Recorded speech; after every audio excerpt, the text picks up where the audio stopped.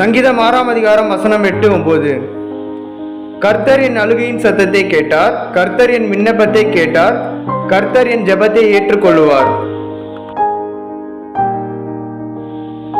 Psalm chapter 6 verse 8-9. Away from me, all you who do evil, for the Lord has heard my weeping, the Lord has heard my cry for mercy, the Lord accepts my prayer. Amen.